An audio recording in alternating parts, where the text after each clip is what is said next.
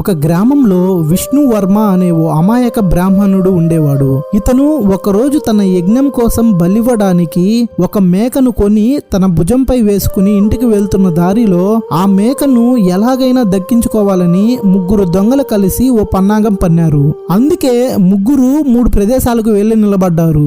మొదటి దొంగ బ్రాహ్మణుడికి ఎదురుగా వెళ్లి తన దగ్గరకొచ్చి ఈ కుక్కను ఎక్కడికి తీసుకువెళ్తున్నారు అని అడిగాడు. దానికి కోపంతో బ్రాహ్మణుడు మూర్ఖుడా, ఇది కుక్క కాదు మేక అని జవాబిచ్చాడు. మేకను పట్టుకుని కుక్కంటాడేమిటి అని ఆలోచిస్తూ ముందుకెళ్తాడు.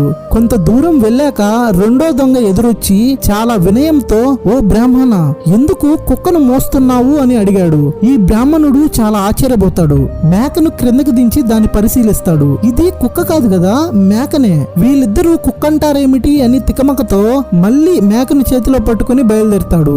కొంచెం దూరం వెళ్ళాక మూడో దొంగ ఎదురయ్యి, అపచారం, ఈ నీచమైన కుక్కను మీరు మోయడం ఏమిటి, మీరు అశుద్ధమైపోయారు అని బ్రాహ్మణుడితో అంటాడు. ఇక బ్రాహ్మణుడు ఇది మేక కాదు కుక్కే అయి ఉంటుందని మేకను క్రింద పడేసి పరిగెత్తుతూ ఇంటికి వెళ్ళిపోతాడు. ఇక ఆ ముగ్గురు బ్రాహ్మణుడి అమాయకత్వం గురించి తలుచుకుంటూ నవ్వుతూ మేకను సొంతం చేసేసుకుంటారు. వీడియో నచ్చినట్లయితేనే లైక్ చేయండి. అలానే ఇలాంటి మరెన్నో వీడియోస్ కోసం ఛానల్ను సబ్స్క్రైబ్ చేసుకోండి.